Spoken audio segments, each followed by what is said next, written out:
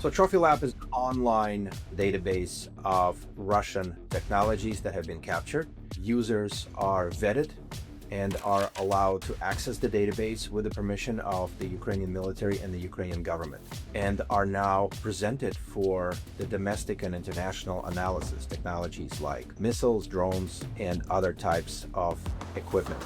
And those who have been vetted can actually access all technical and other specifications related to those particular weapons and systems. I believe there are over 100 or so such Russian technologies which are present on TrophyLab. It's extremely valuable to understand exactly what they're made of, what kind of components they carry, so that all kinds of countermeasures can be formulated and developed against these Russian technologies. And so whether it's electronic warfare system, whether it's a drone or another military technology, it's extremely important to understand exactly what the Ukrainians and allies have to deal with when it comes to Russian tech, to understand how some of these technologies are successful in the battlefield or why they're not successful, and what kind of Ukrainian or Western technologies work really well against these Russian technologies. They'll be looking obviously for any type of technology that allows the weapon and system to function, including microelectronics, microprocessors, microchips, including command and control boards, including if it's a drone, for example, what kind of cameras it has, what kind of wiring it has, including what the composition of the particular weapon or system is. If it's a drone, for example, what's it made of, right? Is it made in a factory? Is it 3D printed? Is it a commercial technology? Is it something that is readily available on any commercial marketplace that could be purchased, right? If it's a more sophisticated system, exactly how it's made, exactly how it's functioning, on what frequencies is it functioning, what is the command and control for this technology, right? What does it take to manage and operate it? And anything and everything that is related to those specifications that would allow the users of TrophyLab to understand exactly how Russians are building, fielding, testing, and using these particular platforms. Well, Ukraine obviously has partners in Western militaries. It is partnering up with NATO countries. It's partnering up with the United States. It's partnering up with other nations in developing weapons and systems. And one of the things that Ukraine offers to all of those partners is not just its battlefield experience, but also actual captured adversarial equipment that can also be, for example, used in other areas, in other conflicts, and equipment that may be potentially used in one form or another by Russia's allies, like China, Iran, or North Korea. And so it is very helpful for TrophyLab users to understand exactly what the weapon or a system is, how it's made, how it's used, and where it could be potentially applied. Adaptation in Ukraine is very, very quick, and it is much faster now than any previous pre-2022 weapons development and production cycle. And so technological exploration of the adversarial capability and the adaptation to those capabilities can take the form of several weeks up to no more than 3 months. And so some technologies become obsolete and no longer usable after 3 months because the adversary has adapted. And so this is the nature of Ukrainian conflict. Very fast adaptation cycle.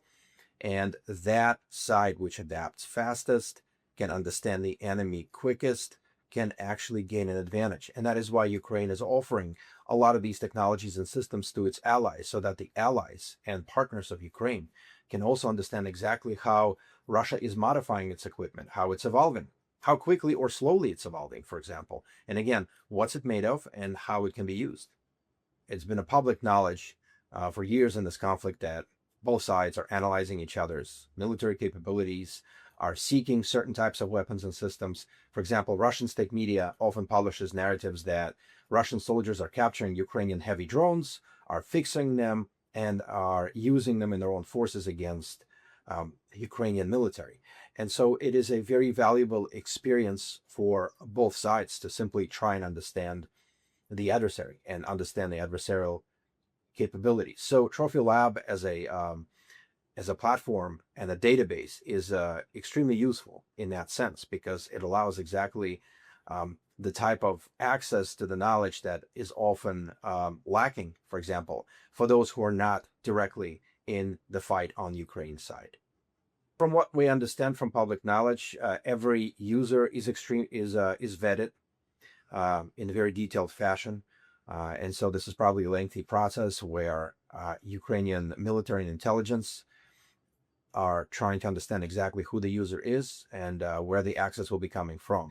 This war is also a cyber battlefield, and cyber penetration happens all the time on both sides and for both sides. But Ukrainian military is claiming that its extensive vetting process enables only those users to access the platform who have been researched and analyzed extensively. Well, it's definitely one of the advantages that Ukraine offers. Obviously, again, at this point, there are just 115 or so, or just over 100 weapons, according to all the public knowledge. Russians are using more weapons and systems than that, clearly, but it's a great start in the right direction where TrophyLab is one of the tools that Ukraine has. Obviously, Ukrainian intelligence agencies and Ukrainian security and defense establishment are constantly analyzing Russian capabilities on a daily basis, probably on an hourly basis. But TrophyLab is specifically open to partners as well as to some domestic manufacturers which are seeking to understand exactly how Russians are fielding certain types of systems. And obviously, Ukrainian military is selecting which particular platforms it wants to put up on the TrophyLab.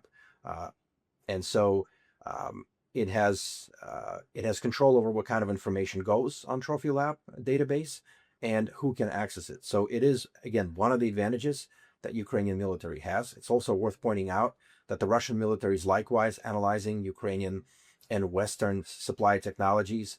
In several Russian holidays, for example, they have actually displayed some of the captured and destroyed Ukrainian and Western tech for public display. So Russians are probably doing the same, and they're probably sharing what they learn from or about Ukrainian and Western military technologies with their allies and partners. So this is a ongoing process.